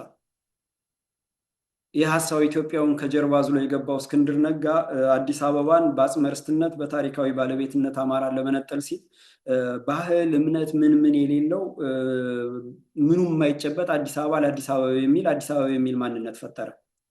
ይሄ በስነ አእምሮ እና በስነ ልቦና አማራን ከባለቤትነቱ ነቅሎ ለሌላ ለማስተላለፍ መሸጋገሪያ ስልት ነው እና ባለቤቱ አሁን አዲስ አበባ ለእኔ ነው የሚል ሳይሆን አዲስ አበባ ለአዲስ አበባ ናት ይላል። ከዛ እኔ ነኝ አዲስ አበባ የሚል ይመጣል ማለት ነው። ለምን? በሂደት ዲሞግራፊ የህዝብ አሰፋፈሩ እየተቀየረ እንቀይረዋለን። ነባሩን ነቅለን አዲስ እናሰፍራለን። ነባሩን መሬቱንም ሀብቱንም ወርሰን እናባረረዋለን፣ ገለን እንጨርሰዋለን በሚለው ስልት መሰረት አዲስ አበባ ለአዲስ አበባ ተብሏል። ስለዚህ አዲስ አበባ ሆኖ የሚወጣው አዲሱ ሰፋሪ ነው ማለት ነው፣ ወራሪው ነው ማለት ነው። ያንን ለማድረግ ሲሰራ ቆይቷል። አማራ ፋኖ ነኝ ብሎ ሲደራጅ ወልቃይት ላይ የወልቃይት ዘብ የጠገዴ ዘብ ምናምን የሚል መጣ። ከአማራ መነጠል ነው ራሱን የቻለ እንግዲህ አይግባ። ከስሙን ነጠሉት። ሲጀምር ልዩነቱን ሲፈጥሩት ከስም ነው የጀመሩት። ፋኖ እየተባለ መላው አማራ በየትኛውም አካባቢ ኢትዮጵያ ውስጥ የሚገኝ አማራ ፋኖ እየተባለ እዛ ጋር የጠለምት ዘብ የጠገዴ ዘብ ማለት ጀመረ። የወልቃይት ዘብ ማለት ተጀመረ። ይሄም አንዱ ጸረ አማራ ከፋፍለህ ግዘው ነው፣ መከፋፈያ ነው። መጨረሻ ላይ ወያኔዎች የአድዋ ሰዎች ናቸው። አብዛኛው አሻ ብለው ጀመሩ፣ አክሱም፣ አድዋና ሽሬ ብለው ጀመሩ። በዛ ላይ መጨረሻ ላይ ስልጣኑን በሙሉ አድዋ ጠቀለለ። ከዛ ሌላውን እየቀጠቀጠ እየተቃወመ ምን እያለ እዚህ ደረሰ። ልክ ያንን ወሰዱና ተነገራቸው። ጎጃምን እንዳድዋ እናደርጋለን። ጎጃምን እንዳድዋ። ሌላው አማራ አይደለም፣ ሌላው መናጆ ነው፣ ሌላው መንጋ ነው ለነሱ። ስለዚህ ጎጃም የፖለቲካ ስልጣን፣ የወታደራዊ ስልጣን፣ የሎጂስቲክስ ስልጣን፣ የህዝብ ግንኙነት ስልጣንን በሙሉ ስጡኝ። ኬኛ ሆነ። ኬኛ የሚባል የጎጃም ውስጥ ኬኛ የሚል ተፈጠረ ማለት ነው። ስለዚህ በዚህ በመከፋፈል እንደዚህ አይነትን ነገር በታሪካዊ ሰዎች ስም መነገድ። በላይ ዘለቀን ለምሳሌ በላይ ዘለቀን ስም ማጉደፍ። በላይ ዘለቀ ለአማራ ነፃነት፣ ለኢትዮጵያ ሉዓላዊነት፣ ለጥቁር ህዝቦች ነፃነት የታገለ ሰው ነው። ህልሙን ያሳካል፣ ዓላማውን ያሳካል። በጀግንነት ራሱ መሳሪያ ፈጥሮ ራሱ መሳሪያ ሰርቶ ራሱ አውሮፕላን ጀት ሰርቶ የታጠቀን ጣሊያንን ያንበረከከ ነው። ከጎንደር ከነራስ አሞራው ውብነህ ጋር ተናቦ ከጎጃም እስከ ቤት አማራ ድረስ እየተወረወረ ጠላትን ቅስም ሰብሮ ያባረረ ነው። እሱን እንደ ማኮሰስና ማሳነስ፣ ጎጃም ላይ ብቻ ለጎጃም የተወጋ ለጎጃም ብቻ የታገለ ማስመሰል፣ እኔ የዘመኑ በላይ አይደለሁም ማለት፣ ታሪክን ማንቋሸሽና መፋቅ፣ የታሪኩን መልእክትና ይዘት ቅርጽ መቀየር፣ ወጣቱ የሚመካበትን ማሳጣት ማለት ነው። ሌላው ስልታቸው ከመከፋፈል ቀጥሎ ህዝባዊ ንግግሮችንና ዲስኩሮችን ማብዛት። ህዝባዊ ንግግሮችንና ዲስኩሮችን ማብዛት፣ እምነት ነክ ትረካ፣ ስለ ንግስና እኔ ንገስ ተብያለሁ፣ እንደዚህ ነው ኢየሱስ ክርስቶስ ምናምን፣ የሚለብሷቸው ቲሸርቶች ዩኤስኤ የሚል ቲሸርት፣ እንደዚህ የተለያየ ነገር ማድረግ፣ ዝም ብሎ መናኝ መነኩሴ መሰል ጓዝ መጠቅለል፣ መስቀሉ፣ ቀለበቱ፣ ምኑ ሁሉ ነገር ማብዛት፣ በቃ ጣጣ ማብዛት። እንዲህ አይነት ህዝባዊ ንግግሮችንና ትወናዎችን ማብዛት ውስጥ ማለት ነው። አወዛጋቢ ታሪክ ማንሳት፣ የዚያ ዘመን በላይ አይደለሁም፣ እንደዚህ አይደለም፣ እንደዛ ነው፣ እንደዚህ ካለ ወቅቱና ካለ ቦታው ማለት ነው። ታሪካዊ ጀግኖችን ካባ መደረብና ማሳነስ፣ በእነሱ ልክ ማውረድ፣ አካባቢያዊነትን መስበክና ማስፋፋት፣ ጎጃሜነት፣ ጎጃም ጠልነት፣ ጎንደር ጠልነት፣ ጎንደሬነት፣ እንደዚህ አይነት ነገሮች። ለምሳሌ ይሄ ስኳዱ አለ ወያኔ የፈጠረው ከሁለት ከምናምን ከሶስት የተወለደ የብአዴን ግማሽ አካል ጎጃምም ላይ ያለ ስኳድ አለ። ይሄ ኬኛ የሚለው ቅጥረኛ፣ የጠላት ቅጥረኛ፣ የብአዴን የወያኔ የኦሮሞማ ቅጥረኛ የሆነው እና አካባቢውን ጎጃምና ጎንደር ብሎ መላጋት ብዙ ጊዜ የረጅም ጊዜ የፈጀ አልተቻለም፣ ውጤት አላመጣም። ግን ብዙ ህይወት አሳጣል፣ ብዙ ህይወት አሳጣ እና እንዲህ አይነትን ነገር መስበክ አካባቢያዊነትን እኔ የምጠላው ጎጃሜ ስለሆንኩ ነው ምናምን ጎጃም ክልል ይሆናል ወዘተ በጠላት ላይ የሚወሰድን ህዝባዊ እርምጃ ማደናቀፍና ሰላም መስበክ ልክ አሁን የሰላም መድረክ ተብሎ ከሰላም ጠንቆች ጋር ሰላምን እናመጣለን ብሎ መገኘት ወንድምን ጋሻን የትግል አጋርን አማራነትን ገፍቶ ከጠላት ጋር መሰለፍ ከድል በፊት ሰላም መስበክ ከድል በፊት ከፍትህ በፊት ድርድርና ንግግር ማምጣት ስለ ድርድር የማያውቁ ደንቆሮች ናቸው፣ በፖለቲካ ያረጡ ናቸው። በዚህ ወጥቶ በዚህ ወርዶ ምንም አይነት ጦርነት በድርድር ነው የሚቋጨው። ህዝቡን ማምታታት የህልውናና የፍትህ የሆነውን ትግል መልክና ይዘት መቀየር ስሙን መቀየር። እኛ የምንታገለው ለሰላም ነው አይደለም። ሰላም የትግላችን ውጤት ነው። ለሰላም አይደለም የምንታገለው። ሰላም የትግላችን ውጤት ነው። የምንታገለው ህልውናችን ለማዳን ነው፣ ለማስቀጠል ነው። ባህላችን፣ እምነታችንን፣ ቅርሳችንን፣ ታሪካችንን ከአጽመ ርስታችን ጋር ለማስቀጠል ነው። ይህንም በማስቀጠል ኢትዮጵያዊነትን ማስቀጠል ነው። ኢትዮጵያውያንንም መታደግ ነው። የኢትዮጵያን ሉዓላዊነት ማስከበር ነው። ይሄ ሲሆን ነው ሰላም የሚፈጠረው። የመጨረሻ ውጤት ነው፣ ኢንድ ሪዛልት ነው። የመጨረሻ ውጤት ነው ሰላም። ግን ያንን አስቀድሞ ማምታታት ማለት ነው። ሌላ በአራተኛ ደረጃ አሁን የሚጠቀሟቸው ስልቶች በአራተኛ ደረጃ ያስቀመጥኩት እውነተኛ ጀግና ፋኖ መሪዎችንና ተዋጊዎችን ኢላማ ማስደረግ፣ በፕሮፓጋንዳ ኢላማ ማስደረግ፣ በህይወታቸው ኢላማ ማስደረግ፣ ጥላሸት መቀባት ማለት ነው። እውነተኛ አርበኞች መስዋዕትነት እንዲከፍሉ ይደረጋሉ፣ እንዲመቱ። አሁን አዴት ላይ አዴት ጀግና ኤፍሬም አጥናፉ አቀስታ ላይ የተሰዋው ማለት ነው በአላግባብ መስዋዕትነት ነው። ለው እግዚአብሔር የፈቀደው ይሁን ብለን እንትን በለው እንጂ አላግባብ መስዋዕትነት ነው። ሎጂስቲክስ ጥይት የሚያቀብለው አጦ ጠላት የተመታ ጠላት የሚሸሽ ጠላት ነው የመታው። ጥይት የያዙ ሰዎች ግን ደሴ ላይ ተቀምጠው ማለት ነው። እውነትን የሚናገሩ እንዲመቱ እንዲጠፉ ይደረጋል። እነፋኖ ሞላ ደስዬን፣ እነፋኖ ውባንታ ባተ፣ እነፋኖ ዮሐንስ አለማየሁ፣ ሌሎችም እውነትን የሚናገሩ ሀቀኞች ጀግኖች ዓላማ ያላቸው እንዲመቱ እንዲጠፉ ይደረጋል። ከድል በፊት ሰላም የሚሰብኩና መደራደርን የሚያቀነቅኑ ደግሞ እንዲነግሱ ይደረጋል። የትኛውን ቦታ ስማቸው ይጠራል። ለምሳሌ አስረስ ማረ ዳምጤን በአንድ ወቅት ማን ጠራው? ልደቱ አያሌው አሞካሸው፣ ኢንጂነር ይልቃል ጌትነት አሞካሸው፣ ፕሮፌሰር ሀብታሙ ተገኘ አሞካሸው። እንግዲህ ይህንን ሁሉ አስቡት ማለት ነው። ሌሎቹ ደግሞ እንዲገደሉ ሰለሞን ባህር ዳር ከጀርመን የሄደ ልጅ ወዲያው እንዲገደል ተደረገ። እውነትን የያዘ እንዳይበረክት ማለት ነው። ከድል በፊት ሰላምን የሚሰብኩ መደራደርን የሚያቀነቅኑ ይነግሳሉ ማለት ነው። እውነተኛ የትግሉ አቀንቃኝና ደጋፊዎች ተገለዋል፣ ተሰደዋል፣ ታስረዋል፣ ተደብድበዋል፣ አፋቸውን እንዲዘጉ ተጠርንፈዋል፣ አካለ ስንኩል ሆነው እናታቸው ላይ ወድቀዋል፣ ለእናታቸውና ለአባታቸው ሸክም ሆነዋል። ቅጥረኛ፣ ተላላኪ፣ አስመሳይ፣ አዳሪ በጥቅም የተሳሰረ ግን እንዲፏልል እየተደረገ ነው። ምንም ስጋት የለበትም። አባብጠው ወፍረው ወዛቸው ቱታ እየቀያየሩ ምን እያሉ የጫውላ ሽርሽር ነው የሚያስመስሉት የህልውናውን ትግል። ሌላው በአምስተኛ ደረጃ ያስቀመጥኩት ማታለያ የሚጠቀሙባቸው ስልቶች የውሸት ድሎችና የውሸት ውጊያ አዋጆች ናቸው። የውሸት ድል ማወጅ፣ የውሸት የውጊያ አዋጅ ነጋሪት መምታት። ትክክለኛ ድሎችን ይነጥቃሉ፣ ድል አድራጊዎችን ያጠፋሉ እና ድሉን እነሱ ይነጥቃሉ። ተምሳሌታዊ ድሎችን ያደራጃሉ፣ ጋዜጣዊ መግለጫ ያበዛሉ፣ ተቃውሞዎች እንዳይነሱ አጀንዳ ይፈጥራሉ፣ ግርግር ያበዛሉ። የውሸት ጦርነቶች ይቀጣጠላሉ። መቶ ተራሮች ምድር አንቀጥቅጥ ምናምን። ለምሳሌ መቶ ተራሮች ተባለ። በመቶ ተራሮች ጎጃም ላይ የታወጀው ፋኖ የያዘውን ቦታ የለቀቀበት ነው።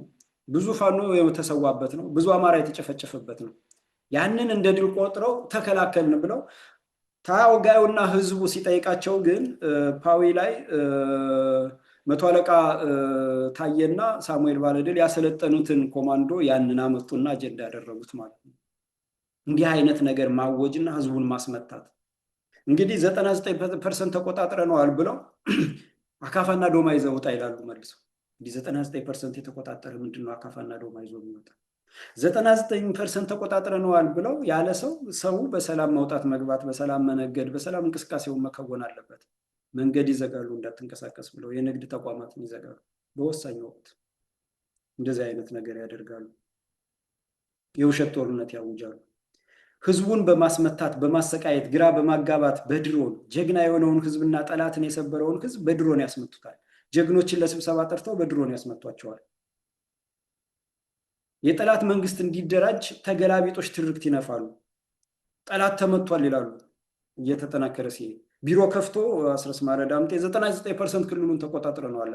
99% ክልሉን የተቆጣጠረ ፌዴራሉ እንደተቆጣጠረ ቆጠሩት። 1% አንድ ሺህ ዓመት ብትኖር ራሱ ችግር አልነበረው። እንዲህ አይነት በድፍረት ያወራሉ ማለት ነው። ጠላት የኃይል የበላይነት እንዲወስድ ያደርጋሉ። አማራን ደግሞ በፕሮፓጋንዳ በፎቶ ፖለቲካና በአሉባልታ ይጠምዱታል ማለት ነው። ትግሉን በተሸነፍን ለመቋጨት ማት ሰበብ ያበዛሉ። ህዝቡ እንዲደበደብ፣ እንዲመረው፣ ኑሮ እንዲወደድ ማት ነገር ያደርጋሉ። ሰላም ሰባኪዎች ይሆናሉ፣ የድርድር አቀንቃኞች ይሆናሉ። እኛ ወያኔ ብተኩስብን ማንተኩስባትም፣ እኛ ከክልሉ ጦሩ ይውጣልን እንጂ ለመደራደር ዝግጁ ነን፣ ድርድርን የማያውቅ ያልተባሉትን ይቀባጥራሉ። ጭራቅ አመራሮችን ወንጀል ለመፋቅ ደግሞ ከህዝብ ጋር ያለማምዷቸዋል። ለምሳሌ አስረስ ማረ ዳምጤ ተመስገን ጥሩነህ ትግሉ ጋር ልቀላቀል ቢለኝ እሺ ብዬ ነው የምቀበለው፣ ምክንያቱም እስካለ ድረስ ነው። ተመስገን ጥሩነህ እንግዲህ በአማራ ህልውና ትግል ውስጥ ከወንጀለኞች ቀዳሚው ነው። በወያኔም ሆነ በኦሮሞማ ብልጽግና የመጀመሪያ ተጠያቂ ወንጀለኞች ውስጥ እነ ተመስገን ጥሩነህ፣ እነ ገዱ አንዳርጋቸው ቀዳሚዎች ናቸው። እነዚህን ከመጣ ቀበለዋል፣ ቀስ ብሎ ህዝቡን ማለማመድ። ምክንያቱም እቅዱ የጎጃም ውስጥ ያሉ ቅጥረኛ ባንዳዎች ተመስገን ጥሩነህን ለማንገስ ከእሱ ጋር ነው እየሰሩ ያሉት። ከወያኔ ጋር እየተናበቡ ከሀሳብ ኢትዮጵያኒስቱ ጋር ተግባብተው እየሄዱ ያሉት ትግሉን ብለው ማለት ነው። እና እንደዚህ ነገር ይደረጋል ማለት ነው። በመቀጠል አሁንም የምንታገላቸው ጠላቶቻችን ትግላችንን ሲመሩት በሚለው ውስጥ እንደ ማሳያ በአራተኛ ደረጃ ያቀረብኩት ነጥብ የቅጥረኛ ባንዳ መሪን እንዴት መለየት ይቻላል ነው። ቅጥረኛ ባንዳ እንላለን። ማን ነው ቅጥረኛ፣ ማን ነው ንጹህ የሚለውን በምን መለየት ይቻላል? እንደው ትናንሽ የሚመስሉ ነገሮች ወይም ትላልቅ ነገሮች እንድናይ ነው። እንግዲህ ራሳችንን እንድንጠይቅ ነው። አንደኛ አገዛዙን በቀጥታ መጋፈጥ ያቆማሉ። በግለሰብ ላይ ነው የሚያደርጉት። ለምሳሌ የኦሮሞማ ርዕዮተ ዓለም ጸረ አማራ ጸረ ኢትዮጵያ ነው። አማራን አጥፍቶ ኢትዮጵያን ከልካይ አልባ አስቀርቶ አገር ለመሆን እየተሰራ ነው ከማለት ይልቅ አብይ አህመድ ነው የሚሉ። ወያኔ ትህነግ ዘር አጥፍታ አማራን አጥፍታ ታላቋን ትግራይ በአማራ መቃብር ላይ ታላቋን ትግራይ አቆማለሁ ያለችውን ሰነድ አልቀደደችም። ይሄንን ሀሳቧን አልቀየረችም። ብንተኩስብንም አንተኩስባትም ይላሉ። በወሳኝ ጊዜ እርምጃን ያዘገኛሉ። በወሳኝ ጊዜ ወቅት ላይ እርምጃን ያዘገያሉ። ለምሳሌ ፍኖተ ሰላም ላይ አንድ ወቅት ላይ ዛሬ ዓመት አካባቢ ጦርነት ፋኖ እያደረገ የጠላትን ወራሪ መንግስት ጦር እየቀጠቀጠ ባለበት ሰዓት እናስረስ አቁም ጦርነት አሉት። ትንሽ ነው የቀረው አስተዳደሩን አካባቢ መቆጣጠር። ለምን ሲላቸው አቁሙ አሏቸው። አቁሙ፣ ወደኋላ ሂዱ አላቸው። ወደኋላ ሂዱ። ጠላት መንግስት ኃይሉን አመጣ ከተለያየ አቅጣጫና ቦታ ያዘ። አሁን ግቡ አሏቸው። ምን ማለት ነው? ልታስገድሉን ነው ወይ? ገዥ ቦታ ሲይዛችሁ ግቡ የምትሉን ተብሎ እስከዛሬ እንደተፋቱ በዚህ ታውቀዋል። ለምሳሌ ይህንን አሁን ህዝቡ አያውቀው፣ መላው አማራ አያውቀው፣ መላው ፋኖ አያውቀው፣ ወይንም አጀንዳ በአጀንዳ እንዲረሳ ያደርጉታል። እስከዚህ ድረስ ነው የሚያደርጉት እና ወሳኝ ጊዜ እርምጃን ያዘገያሉ ማለት ነው። ከእውነተኛው ጠላት ይልቅ አብረው ትክክለኛ ጀግኖችን ተዋጊዎችን ያጠቃሉ፣ ያስጠቃሉ፣ ያስገድላሉ፣ ይገድላሉ። ከእውነተኛው ጠላት ይልቅ ከህዝብ ተልኮ በላይ የግል ስብናቸውን ያስቀድማሉ፣ ይጠብቃሉ። የግል ስብናቸውን ለማጉደፍ ቲሸርት ላይ ፎቶውን አድርጎ ያስለብሳል። ዶክሜንተሪ ቪዲዮ አስቀርጾ በቃ መከራ ሲበላ ጋራ ሲኖርና ከጀግናው ጋር ተቃቅፎ ከምሬ ወዳጆ ጋር እንዲህ አይነት ቪዲዮ ይሰራሉ። ይሄን ሁሉ ከመስራት የተግባር ስራ አንድ ቢሰራ ታሪካዊ ነው። ማንም አይፍቀውም፣ ማንም አያደበዝዘው።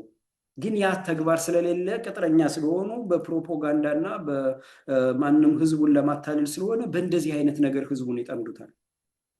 ቃላቶቻቸው፣ ንግግሮቻቸው ትኩረት የሚስቡ ተውኔት፣ በብዥታ የተሞሉ መርህ አልባ መዳረሻ የሌላቸው ናቸው። መነባነብ፣ ዝም ብሎ ጩኸት ያወራሉ። ሰምቶ የጨረሰ ሰው ምን እንደተባለ ጨብጦ የሚያስቀረው ነገር የለውም።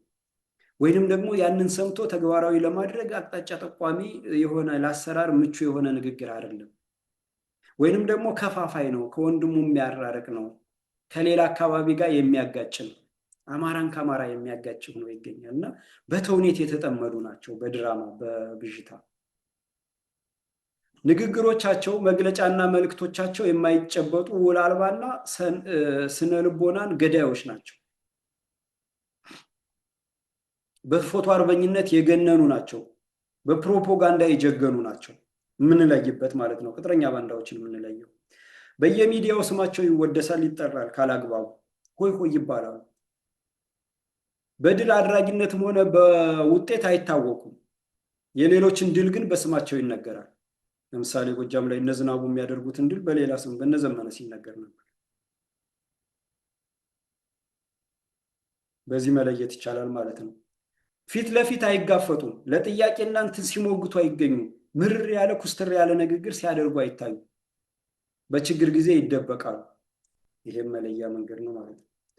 ሲደረስባቸው ሲነቃባቸው ይጠፋሉ። ሌላ አጀንዳ ተፈጥሮ ከተደበሰበሰ በኋላ ብቅ ይላሉ። በሚመሩት ተቋም ውስጥ ችግር ሲፈጠር ማስተባበያ አይሰጡም። ለምን እንደሆነ ህዝቡን ለማብራሪያ አይቀርቡም። ጥፋት በጥፋት እንዲቀጥል ያደርጋሉ።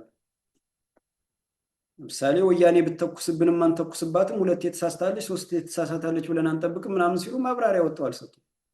እናስረስ ዘመን በዲያስፖራው ከምሁር እስከ ባህል እስከ ባለሀብት ድረስ ደጋፊ ያላቸው ስር የሰደደ ኔትወርክ አላቸው እና ፕሮፓጋንዳ ላይ የሚጮህላቸው የተዘጋጀ ኃይል አላቸው ማለት ነው። አሁን እንግዲህ ጠላቶቻችን የምንታገላቸው ትግላችንን ሲመሩት በሚለው ዝግጅት መጨረሻ ላይ ይሄ የምንለይበት ሲሆን የመጨረሻ እንትኔ ነጥብ ያስቀመጡት ምንድን ነው ማድረግ ያለብን ነው። ቀጣይ መንገዱ ምንድን ነው? እኛ ምን እናድርግ ነው። አንደኛ ማነው የህልውና ታጋይ? ፋኖ። እነዚህ ቅጥረኞች ባንዳዎች እንደዚህ ከሆኑ ትክክለኛ ማን ነው? ትክክለኛ የፋኖ መሪ? ምን አይነት ነው የፋኖ መሪ መሆን ያለበት? ምን አይነት ትግል የአማራን ህልውና እና ፍትህ ያረጋግጣል? የኢትዮጵያን ቀጣይነት አረጋግጦ ለዋላዊነት ያስቀጥላል፣ በለዋላዊነት ያስቀጥላል የሚለውም ግልጽ ቢሆንም ግን ማን ነው የህልውና ታጋይ የሚባለው? የእናቱን መደፈር፣ የእህቱን መሞት፣ አጠቃላይ ማንነቱ መጥፋት፣ እምነቱ፣ ባህሉ መደምሰስ፣ አጽመርስቱ መወረርን ለማስቆም የወጣ ወሬ የማያውቅ ጠላቱን ሊያጠፋው የመጣን አጥፍቶ የፖለቲካ ስልጣን ለመያዝ 4 ኪሎን በአሸናፊነት ለመቆጣጠር የወጣ ነው። ይሄን የሰነቀ ነው። ለድርድር ለውይይት ለምናምን ከጠላት ጋር የሚሽመደመድ የሚወጣ የሚገባ አይደለም። የፋኖ መሪ ደግሞ አሉባልተኛ፣ የመድረክ ድራማ ሰሪ፣ ተውኔት ሰሪ፣ የፎቶ አርበኛ፣ የፕሮፓጋንዳ ጀግና ሳይሆን ጀግንነቱ በትክክል የተጻፈ በታሪክ ካሉባልታ የራቀ ከወሬ ከእንቶ ፈንቶ የራቀ ከድራማ ከተውኔት የራቀ ስሙ ሲጠራ የሚያስፈራ ኮስታራ ቀይ መስመር ያሰመረ መርህ ያለው በርዕዮተ ዓለም የሚመራ መሪሁን ርዕዮተ ዓለሙን ለሚመራው ታጋይ ፋኖ ያሳወቀ ለህዝቡ ያሳወቀ እኔ ብሞት ማንም መሪ መሆን ይችላል። መርሃችን ይሄ ነው። የምንሞትበት ዓላማ ይሄ ነው። የምንቆስልበት የምንራብበት ዓላማ ይሄ ነው። ጠላቶቻችን ነከሌ ናቸው። የምናሸንፍ ህልውናችን የምናረጋግጠው በማሸነፍ ነው። በምንም አይነት ሴራና ፕሮፓጋንዳ እንዳንጠለፍ ማሸነፍን ብቻ መሰረት አድርገን እንሂድ የሚል ነው የአማራ እንጂ በየመድረኩ ሲዋትት፣ ድራማ ሲሰራ፣ ተውኔት ሲያነብ፣ ታሪክ ሲበርዝ፣ የጀግኖችን ስም ሲያጠለሽ ወይንም በጀግኖች ስም ሲደበቅ የሚውል የፎቶ አርበኛ ምናምን አይደለም ማለት ነው። ስለዚህ ትግላችንም የአማራ ህልውና ተከብሮ ፍትህ ሰፍኖ ኢትዮጵያ ቀጣይ የምትሆነውን በማሸነፍ መሆኑ ያሰመረ መሆን አለበት ማለት ነው። ማሸነፍ ደግሞ ማለት 4 ኪሎ መቆጣጠር ነው። ዝም ብሎ እነዚህ ድራማ የሚሰሩት ቅጥረኞች በሚተውኑት ተውኔት ሳይሆን 4 ኪሎ መቆጣጠር። 4 ኪሎ መቆጣጠርን የሚረጋገጠው አሁንም ድራማና ተውኔት ስለሚበዛበት ብአዴን፣ ኦሮሞማ፣ ርዕዮተ ዓለም አራማጅ ድርጅቶች፣ ብልጽግና፣ ወያኔ፣ ትህነግ፣ የዚህ ሀሳብ ኢትዮጵያንስ ድርጅቶች አብን ምናምን ባላደራ ባልደራስ የሚባል በህግ ታግደው ሀብት ንብረታቸው ለህዝብ ሲመለስ ነው። ወንጀለኞች ለፍርድ ሲቀርቡ ነው። ኢትዮጵያውያን በባህላቸው፣ በእምነታቸው፣ በተፈጥሮ ሀብታቸው ባለቤት ሆነው ቀጥታ የፖለቲካ ተሳታፊ ሲሆኑና በኢትዮጵያ ምድር ስር ነቀል ለውጥ የሚያውጅ ርዕዮተ ዓለም ሲሆን ነው ትግሉ የአማራ ህልውና ተከብሮ ፍትህ የሚሰፍነው ማለት ነው። አጽመ ርስታችን ጊዜ የይርጋ ጊዜ ሳይገድብ የሚመለሰው፣ የተፈጸመብን ወንጀል በፍትህ የሚካካሰው ይሄንን ማወቅ። ስለዚህ እኛ ምን እናድርግ የሚለውን የአማራ ህልውና ትግልን ከግለሰብ ትከሻ ወርደን በመርህ እንዲመራ መስራት አለብን። እስካሁን ባለው የገለጥናቸውና የተገለጡ ከሃዲዎችና ወደፊትም የሚገለጡ ቅጥረኛ ባንዳዎችን በጊዜ ከህልውና ትግሉ ማሰናበት፣ የህይወትና የንብረት ውድመት ሳያስከትሉ ህዝቡ እውነታውን እንዲያውቅ ለማድረግ መስራት። እውነታውን ያወቀ ህዝብ ምን ማድረግ እንዳለበት ጠንቅቆ ስለሚያውቅ ለእውነት መቆም፣ ከብዥታ መውጣት፣ ከይሉኝታ መፋታት፣ እውነትን መሰረት ማድረግ፣ ያልተማከለ የአንድነት እንቅፋት የሆኑትን ወይንም ደግሞ ለአንድነት ለአማራዊ እሴትና ለአማራዊ ትግል ለአማራዊ ተቋም መፍጠር ለአማራዊ አደረጃጀት እንቅፋት የሚሆኑትን በጊዜ መለየት፣ እነዚህን ግለሰቦች በህዝብ እንዲደበቁ በአካባቢ እንዲደበቁ አለመፍቀድ፣ ከአካባቢና ከህዝብ ነጥሎ ማውጣት። ምክንያቱም የህልውና ነው። ስንጠፋ እንደ አማራ ነው የምንጠፋው፣ ስንድንም እንደ አማራ ነው ምንድነው። ስለዚህ ጥቂት ቅጥረኛ የጠላቶቻችን ቅጥረኛ ባንዳዎችን ደብቀን በጎጃም ውስጥ ሊደበቅ የሚገባ አንድም ቅጥረኛ ባንዳ መኖር የለበትም። የጎጃም ፋኖ የጎጃም አማራ የታገለው ለአማራነት ነው፣ ለኢትዮጵያ ነው፣ ግፋ ሲልም ከፍ ሲልም እንጂ ለጎጃሜነት አይደለም። ስለዚህ ለጎጃሜነት የሚያቀነቅንን ቅጥረኛ ባንዳ እንዲጸየፍና ከውስጡ እንዲያወጣ እንዲስችል መስራት፣ ክፍላት ሀገሮችን ከቅጥረኛ ባንዳዎች ማጽዳት፣ ብአዴንን ቅጥረኛ ባንዳዎችን ቀድሞ እንዲመቱ፣ ቅጥረኛ ባንዳዎች ከተመቱ በኋላ ብአዴን እንዲጸዳ፣ ከባዕዴን የጸዳ ምድር ከጠላቶቻችን ከወያኔ ትነግና ከኦሮሞማ ርዕዮተ ዓለም አደረጃጀቶች የጸዳ ስለሚሆን ለስር ነቀል ለውጣችን መሰረት መሆኑን ማሳወቅ፣ እውነተኛ ታጋዮችን መጠበቅ፣ ከሐሳዊ ኢትዮጵያኒስቶችም ሆነ ከጠላት በተዘዋዋሪም በቀጥታም በህቡም በግልጽም ቅጥረኛ ከሆኑ ሚዲያዎች ካሉባልታው ማራቅ እና መጠበቅ። ፕሮፓጋንዳ የኛ አማራ ህልውና ትግል ገና ነው ማለቴ ጠላቶቻችን ገንዘብ አላቸው፣ ስፖንሰር አላቸው። ምዕራባውያን ስፖንሰር ያደርጓቸዋል፣ አንዳንድ የአረብ ሀገራት ስፖንሰር ያደርጓቸዋል። የሰው ኃይል ሴራ የተንኮል ጠበብት አላቸው።